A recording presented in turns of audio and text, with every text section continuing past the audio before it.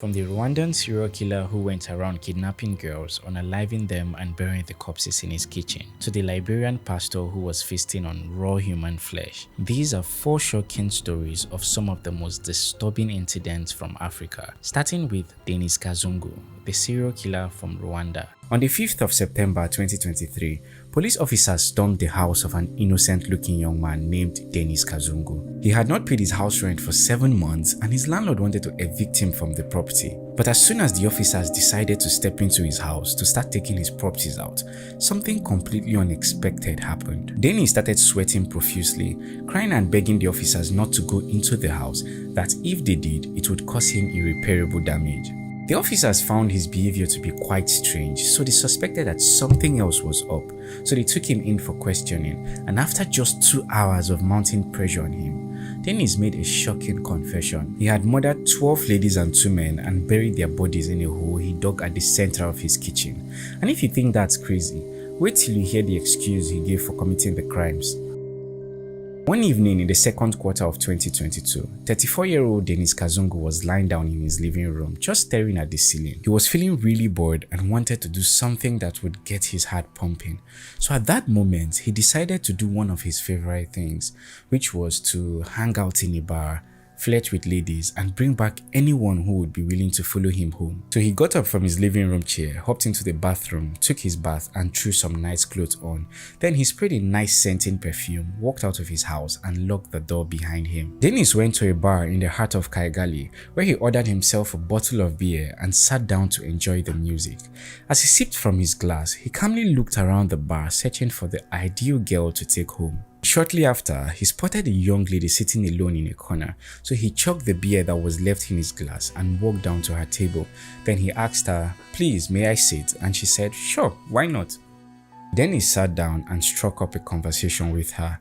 He told her his name was Eric Turatinze, and she told him her name was Elaine. Now, Eric bought her a drink and both of them talked for a long time. After that, he convinced her to go home with him and Elaine accepted. So Eric paid for the drinks, booked the cab, and they went home together. When they got out of the cab, Elaine was surprised by how isolated the house was. It was in a fairly big compound surrounded by bush fences, and the nearest compound to it was about 100 meters away. That's about the length of a racetrack. So she asked if he wasn't scared living in such a secluded place all alone, and Eric said, "Oh no, in fact it's because it's isolated that I decided to rent it. I'm an introvert and I don't want neighbors sticking their noses in my business." 7 months earlier, sometime in April 2022, Eric had been walking around the entire Kisikoro district with a house agent searching for an apartment. And the moment he set his eyes on this particular house located in Gashikiri village, he knew it was the one. It just looked so perfect for executing all the evil plans he had hatched in his mind. The house cost much more than he budgeted, but he told the landlord, "You know what, I didn't plan to spend this much on rent, but your house is in a lovely location, so I'll take it." He opened up his mobile money app, transferred the amount, and shook hands with the landlord. The apartment was now his. Deciding to pay much more than he could afford for rent was a huge mistake that would land Denis in jail, but he didn't just know it yet. Eric ushered Elaine into the house, turned on the TV for her, and they continued gisting from where they left off at the bar. Later, he served her food and they ate, drank, and went to bed. Very early in the morning, he woke up and pulled out a knife from under his bed. Then he turned up the volume on the TV and violently tapped Elaine to wake up. He told her that if she screamed, he would stab her and then go after her family, so Elaine complied. Still holding the knife to her throat, Eric asked her to reveal the passwords to her phone, ATM cards, and mobile money app. After she told him all, he gently placed the knife on the floor. But before she could even breathe a sigh of relief, he quickly wrapped his hands around her neck and squeezed really tight until he heard something snap. Then he started to shake her as if he was trying to wake her up from sleep, calling out her name, and when she didn't respond, he dragged her body to the kitchen and dumped it in a hole he had dug a couple of weeks earlier. And inside this hole, there were 4 other bodies. They were those of Clementine, Francoise, Joseph Doshimimana, and Eric Turatinze. Denis's main targets were ladies, but he murdered Joseph and Eric to steal their identities. This allowed him to commit all the evil atrocities without leaving any trace leading back to himself. Right after dumping Elaine's body in the pit, he took her bag and shoes to his backyard and burnt them, and then he went back to his room, climbed into his bed and slept. A few weeks later, Denis went out to the bar again and brought another girl home. They ate and slept, but early the next morning, he tied her up and tried to force her to reveal her passwords. This lady wasn't complying, so Denis went into his kitchen to get a machete to threaten her, but as soon as he walked out of the room, the lady broke free and started to run to the closest house, naked. When Denis realized she had escaped, he threw the machete and ran after her. But before he could get to her, one of his neighbors by the name of Irene had already reached her and was calling out to other neighbors for help. So Denis quickly turned around and walked back to his house. The lady explained to Irene and the other neighbors how Denis had beaten her up and tried to steal her belongings. After listening to everything, the neighbors decided to report the issue to their local leader, that is, the man in charge of their community. But to their surprise, the man did not take them seriously. He simply said it was a mere argument between Denis Kazungu and the sex worker and nothing more. But not too long after, another incident occurred. Another lady who had spent the night at Denis's house was in trouble. And just like the first one, she also managed to break free and run to the neighbors. She told them how he had robbed her in the morning by holding a pen to her throat and threatening her family. Her face was bruised and it was clear she had been beaten mercilessly. The neighbors reported this incident as well, but they got the same response, that Denis Kazungu was just arguing with sex workers. Then, in July 2023, it happened again. Another lady was trapped in Denis Kazungu's house, but unlike the previous two, she was unable to escape on her own, so she screamed as loud as she could, and lucky enough, his neighbors heard. They knew another girl was in trouble, so they ran to his house and called him to open the door. Denis tried to fool them into thinking nothing was wrong by singing worship songs at the top of his voice, but the neighbors insisted that he open the door. At this point, he let the lady go and she ran out through the back door. Her story was consistent with what the other two girls had said, that Denis had robbed her of her belongings and threatened to do away with her and her family if she didn't comply. Irene and her neighbors were fed up, so they reported directly to the police. The police swung into action and arrested him on suspicion of robbery and sexual assault. But there was no substantial evidence, so they released him on bail. Denis went about his usual business, but there was one little problem. He had not paid his house rent for 7 months and his landlord was on his neck. The landlord would show up every week to ask for his money, but Denis would give him the same story. Please, I don't have the money right now, but I promise you I'll pay you next week. This went on and eventually his landlord got fed up. So on the 5th of September 2023, he went along with some police officers to evict Denis from his property. Denis tried to talk his way out of the situation, but it wasn't working. As soon as the officers decided to step into the house to start taking his properties out, he started sweating and crying at the top of his voice. He begged them not to go into the house or it would cause him irreparable damage. The officers thought he was acting really strange, so they took him in for questioning. They mounted pressure on him with all the tricks in the book, and after about 2 hours, Denis confessed. He told them he had dug a big hole inside his kitchen and that inside the hole they would find the bodies of 12 individuals. He also told them that he had murdered 14 people in all, but that they would only find the bodies of 12 because he had dismembered 2, boiled their remains, and completely crushed their bones. The police stormed his house and they found everything exactly as Denis had described. One of the worst crime scenes in the history of Rwanda.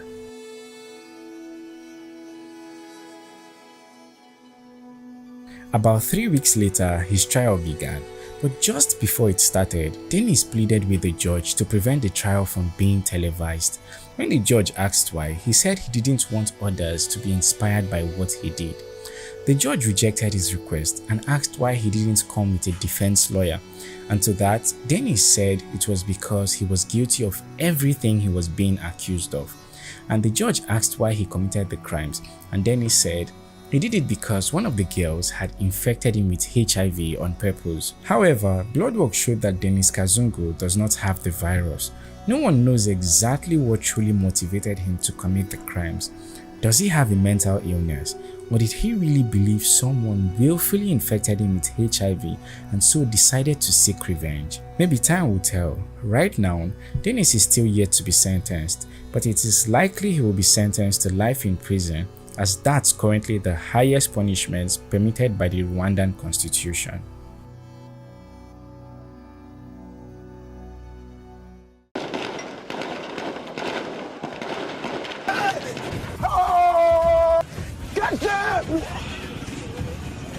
It was not just psychological, it was the means of displaying my power. In 1989, during the First Liberian Civil War, a man named Denis Blahyi formed a special military unit called the Butt-Naked Battalion.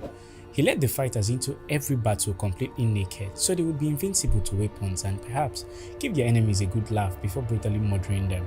That earned him the nickname General Butt-Naked. Before each battle, he and his troops sacrificed one child and ate their hearts to serve as an extra layer of fortification. We took off the heart of the children and we wanted to be alive.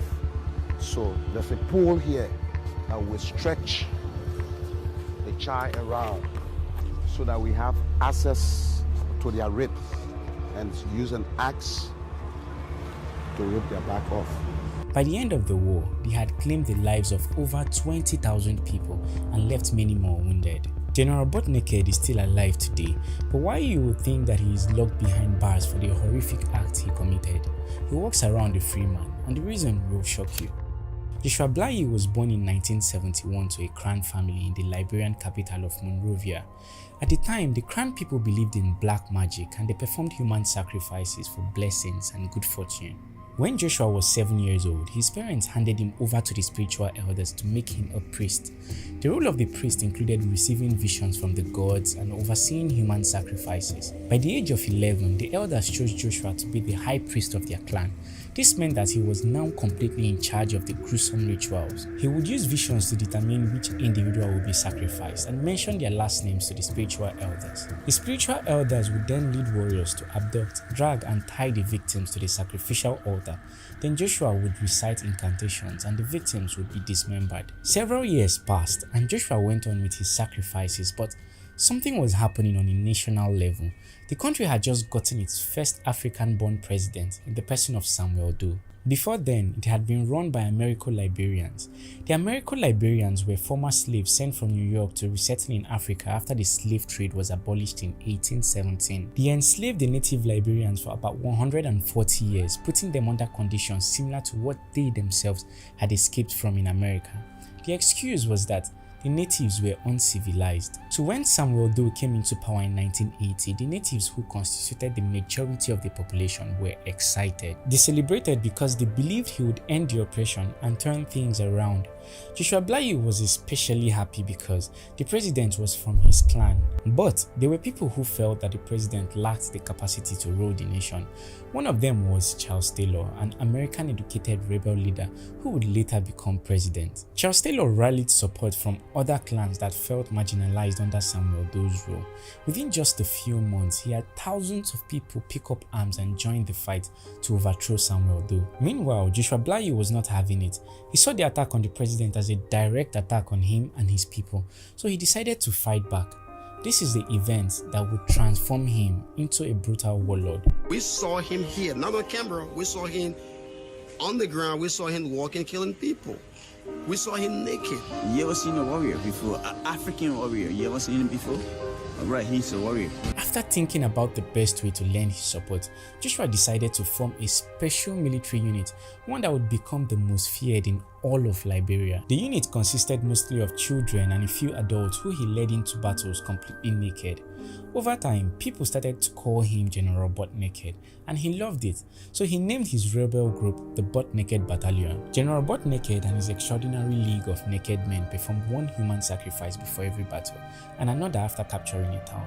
He made his soldiers sniff heroin in order to keep them alert and willing to follow his orders. Just picture in your head a naked man leading an army of naked men all high on drugs with big guns, chanting war songs and shooting sporadically. That was pretty much the Butt-Naked Battalion. In 1990, about 1 year after the war had started, an opposing rebel group called INPFL captured President Samuel Doe and executed him. That meant that the reason General Butt Naked and his men joined the war was now gone. You would think that they would stop fighting, but they didn't. They continued ransacking villages and terrorizing people for almost a decade. But one day, something happened. Wounded God is able to turn lives around. According to Joshua, Jesus Christ appeared to him right after he had completed a human sacrifice. After killing this child and sacrifice her to the gods, her blood stain was still on my hands when the Lord Jesus Christ appeared to me. But he stood at my back and he was like 4 to 5 feet suspended from the earth, and he was in white linen, but he was brighter than the sun. His feet was like in a cloud. I said, I don't understand. He said, well, you will not understand now, but repent and live, or refuse and die. And that was the beginning of a turnaround. That was it. General Butt Naked laid down his arms, picked up the Bible and started preaching the gospel.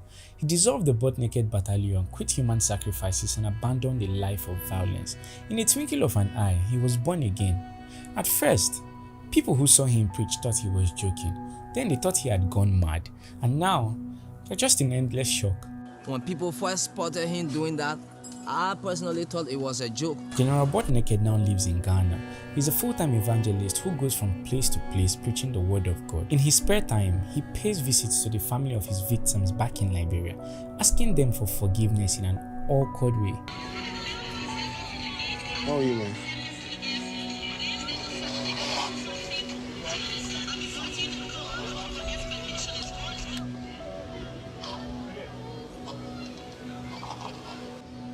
You have to forgive me, man. Yeah, my man. I'm sorry, man. I beg you. Forgive me. No, don't just go like that. I beg you. I beg you, Satan. I was already happy. I killed your brother out of madness. But please, I will be able to play the brother for you. I'm not be able to do everything that your brother can do.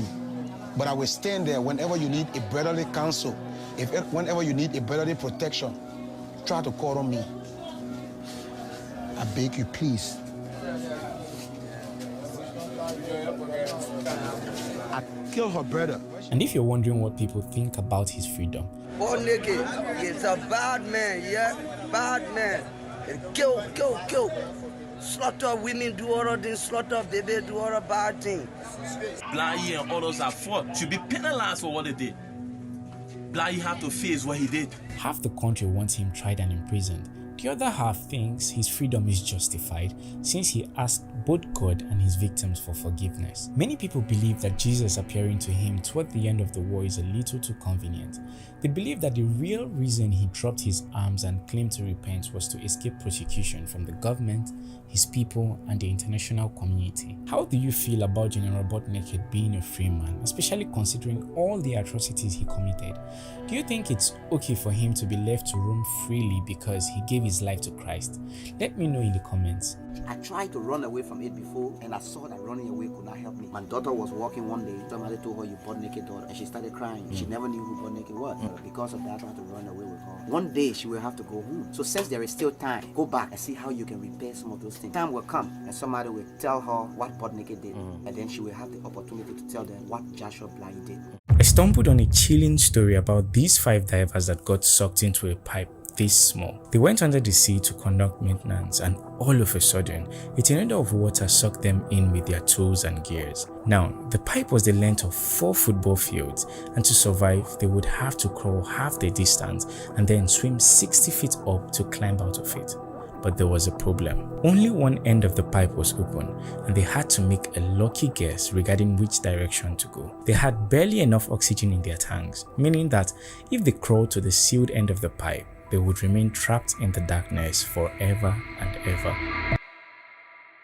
On the 25th of February 2022, an engineering company named LMCS sent 5 of its divers under the sea: Chris, Kazim, Yusuf, Rishi, and Faisal. These men were supposed to perform maintenance on a pipe for a government-owned company named Pariah Fuel. The pipeline was shaped like the letter U, but unlike the one you would write on a piece of paper, the distance between both legs of this U was 1,200 feet apart. The first leg of the pipe, called berth 5, is where oil tankers would pull off to offload their oil, while the second, called berth 6, is where oil passes to enter the refinery. The men were instructed to work on berth 5, but since it was below sea level, they had to drain the water off somehow to access the faulty area of the pipe. But that was no big deal for them. I mean, these men were experts, and it was something they did every now and then during maintenance. To drain the water, they placed a special habitat bell over the top of the pipe and pumped air into it. As the air flowed into this 8-foot by 8-foot box, it displaced an equal amount of water, and soon enough, the habitat was filled with pressurized air, creating a dry environment inside. And so the men climbed into the habitat, took off their diving gear, and started working on the pipe. Now, inside the pipe, there was an inflatable plug, and one of their tasks for the day was to remove it. But when it was time to get it out, the men realized they didn't have the specific wrench needed to unscrew the bolt, so Kazim volunteered to go and get it. He wore his diving equipment, swam up to the ship, collected the wrench, swam back to the habitat, and handed it to the 4 divers. Then he pulled himself onto the ledge, removed his diving equipment, and got back to work. And so the men began to unscrew the bolt on the plug, and as soon as it came off, water flooded into the habitat bell with unstoppable force and rushed into the pipe. And as it did, it sucked the 5 divers, their tools, and oxygen tanks into the pipeline. Everything happened so fast that the men did not know what was going on. One moment they were within the safety of the habitat, the next they were in a dark, tight space that smelled of crude oil. Their whole body ached terribly, their eyes burned when they tried to open them, their ears were ringing, and they felt a stinging pain in their nostrils each time they breathed in. At this point, the men realized that they were all inside the pipeline, but this accident wasn't supposed to happen. The inflatable plug they had removed was supposed to be stopping 1,200 barrels of oil from gushing out of the pipe into the ocean. But what the divers did not know was that there was significantly less oil in the pipe than expected, and air pockets had formed within it. So as soon as the plug was deflated, the pressurized air in the habitat bell rushed down the pipe to fill the vacuum, and as it did, it sucked everything and everyone. Resting at different sections along the pipe, the men started shouting out each other's name to locate their respective positions and find out if they were all alive. Once they confirmed they were all present, they crawled together to decide their next course of action. They knew that one section of the pipe was sealed, and if they made the mistake of going there, they would not have enough oxygen in their tanks to make it back to the section with an opening. After much deliberation, they all decided on the direction to go, and so they started dragging their bodies and diving gears along. But as they moved further and further down the pipe, they realized that the water level was rising. At some point, Chris, the first man on the line, noticed that if he moved any further, his head would be submerged in the mixture of oil and water, and he didn't know how long it would take them to reach the next air pocket. He told his colleagues about it, and together they came up with a new plan. They would give Chris and Kazim their oxygen tanks to attempt to make it to the opening and send help back, if they made it alive. And so Chris and Kazim, the man behind him, took the gears and continued the journey. As they pulled themselves through the sludge, Kazim became weaker and slower as he was badly injured. So to avoid reducing their odds, he told Chris to go on alone. He gave him his oxygen tank and stayed in the air pocket, praying that Chris would make it and send help back for all of them. Chris placed the oxygen tank in front of himself, crawled into the oil and water mixture, and swam as fast as he could until he reached the edge of the pipe, where he was supposed to swim 60 feet upward to make it out. As he began his ascent, Chris said a prayer in his heart as he swam up, and when he got to the top, he realized he was at the right place. He started banging against the pipe to try to get the attention of the rest of his crew team, and one of the searchers found him and pulled him out with a chain. As he was being rushed to the hospital, Chris kept repeating that his colleagues were still alive. He explained to the rescue team from LMCS and the Coast Guards that air pockets were in the pipe, and they helped them stay alive. Up until this point, the searchers thought that all the divers had died as the pipe was filled with oil and they had been inside it for 2 hours. And so the company sent down a rescue team to check for any signs of life. As the men swam along the length of the pipe, they tapped at different locations and received a tap back from inside. Now it was confirmed the men were still alive. It was time for the commercial divers to get into the pipe and rescue them. But Pariah, the government-owned company, refused. They said the operation mission was too risky and they couldn't see how it could be carried out without losing any more divers. Many people agree they heard banging from inside the pipes for nearly 48 hours before it stopped. All 4 divers lost their lives, and it was only after their bodies were recovered. This young girl went through one of the worst things a person could possibly go through in this life. Her belly suddenly started swelling and swelling until she could no longer see her feet while standing upright. At first, everyone thought she was pregnant, but when doctors scanned her and could not find anything, they knew that she was in serious trouble. For 10 years, she dragged her belly around until her legs could no longer support her weight. And just when she thought her time was up, something truly extraordinary happened. One day in 2012, Ife was on her way back from school when she felt a very sharp pain on one side of her belly. The pain was so intense that she stopped briefly and pressed on it for relief. It reduced after a little while, but it kept coming in waves. Ife continued her journey, and as she did, she wondered if the pain was caused by something she had eaten. Then she remembered that her health education teacher had taught her about puberty, that it was common for girls to experience pain and tightness in their lower abdomen around the start of their first period. Ife was 13 years old at the time, so she reasoned that the pain was likely related to her entering puberty and that it was only going to last for a while. But she was wrong. The pain worsened later that night, and it was so bad that she could not sleep. She just kept rolling on her bed and crying profusely. At some point, her mom rushed into the room to find out what was going on. Ife told her that she was feeling severe pains in her belly and she did not know why. Like most mothers would, Ife's mother suspected that her daughter was pregnant, so she started raising her voice, asking repeatedly if any boy had touched her. Her tone would get Ife very emotional, and through her teary voice, she would tell her mom that she had never had anything to do with any boy. Her mother stared at her, and after a while, she pulled her closer, gave her a hug, and told her not to cry anymore. She believed Ife because she knew her to be very truthful even in difficult situations. By daybreak, Ife's belly had become very hard. Her father, siblings, and mother were very concerned at this point because they had never witnessed anything like that. Ife's mom rushed to a pharmacy that morning and told the pharmacist about the symptoms her daughter was experiencing.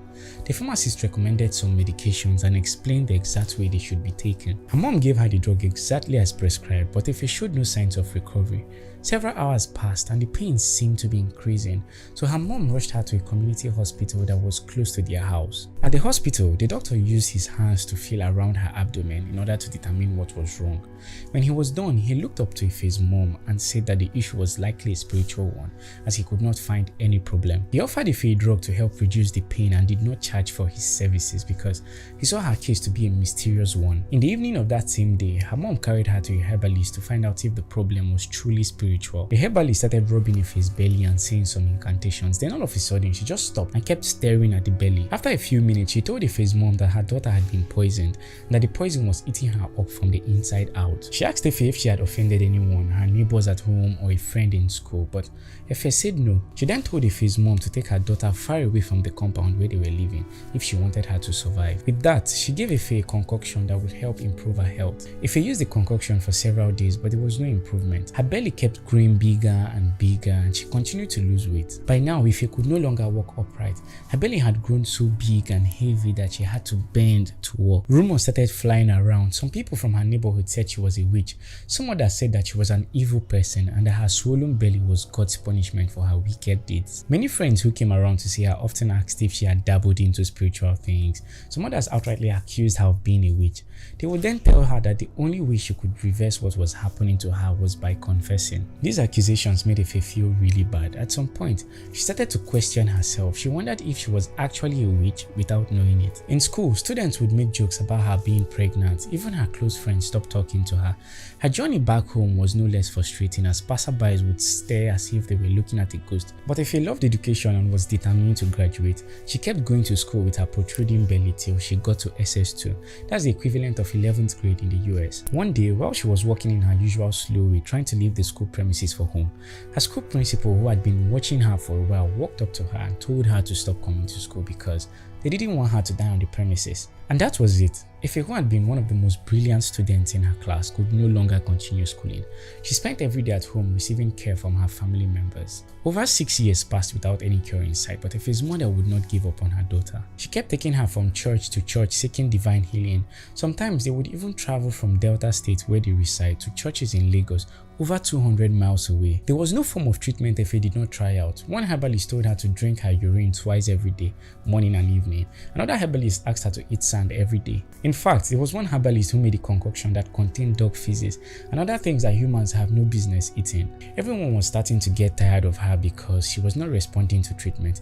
Ife herself was really tired of the suffering, and there were times when she wished God just to take her life. One day she was home alone. Her mother and siblings had gone to work and she was feeling very bored. Wild thoughts started to flood into her head. At some point she felt a pressing need to call her family members and just bid them farewell. She said no, that she wasn't going to pass on, that she was going to keep fighting for her life. Then she turned on the television and tuned to Emmanuel TV. She often watched the Christian network television founded by T.B. Joshua, the former senior pastor of the Synagogue Church of All Nations, whenever she felt down. As she watched the program, a thought came to her mind.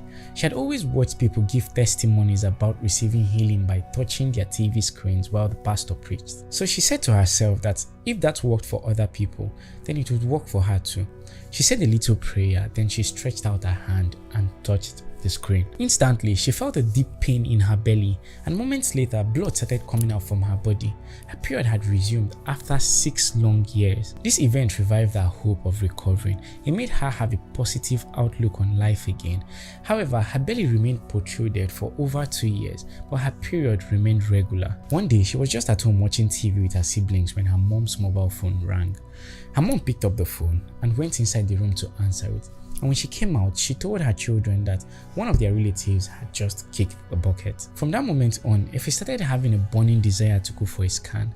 She told her mom, but her mom asked if there was any need, that she had done several scans over the years and the doctors never found anything abnormal. But Effie insisted on getting a scan. She kept pressuring her mom until she agreed to take her to the hospital. When they got there, the doctor asked Effie what the problem was, and Effie told him that she wanted him to scan her belly. The doctor was like, Effie, I've scanned your tummy several times and the results have been the same.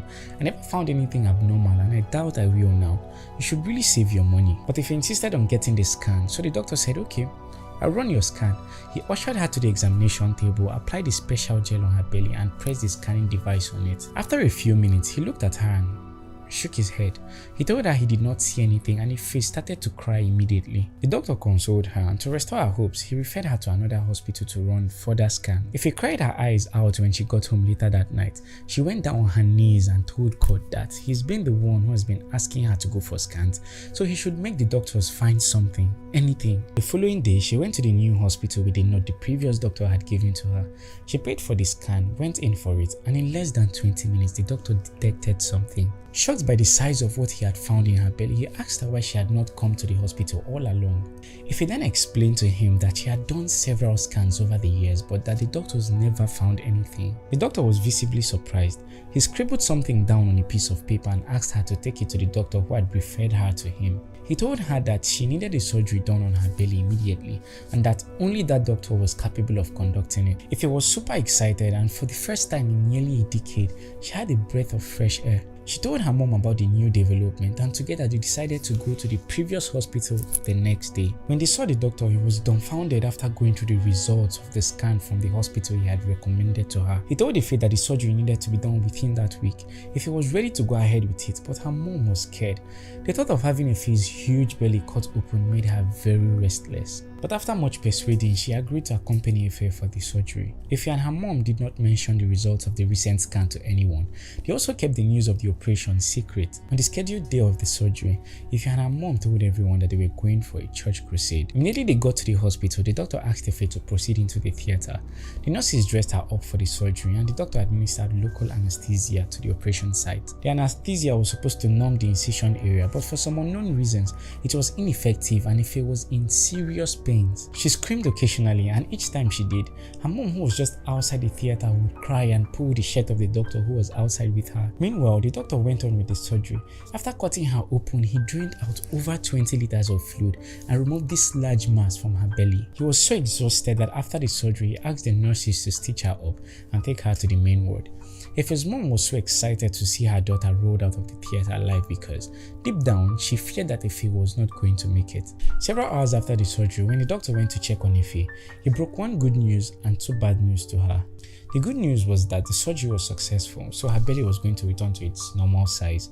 The first bad news was that it was going to take her 3 to 4 months to walk again, and the second one was that she was not going to see her period for like 6 years. But to everyone's surprise, Ife regained her ability to walk only 1 month after the operation, and her period resumed the following month. Over the course of the 2 months she spent in the hospital to recover, many people, including those who had called her a witch, trooped in to see the miracle with their own eyes and celebrate with her.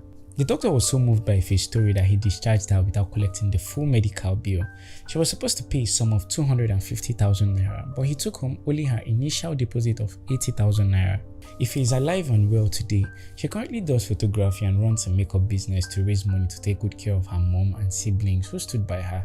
Also, she has dreams of getting back to school and she's currently saving up to make that a reality. In her spare time, she does TikTok videos to blow off steam. This is her TikTok handle. If you enjoyed this story, kindly hit the thumbs up button and subscribe to my channel as I post mysterious stories once or twice every week. Thank you.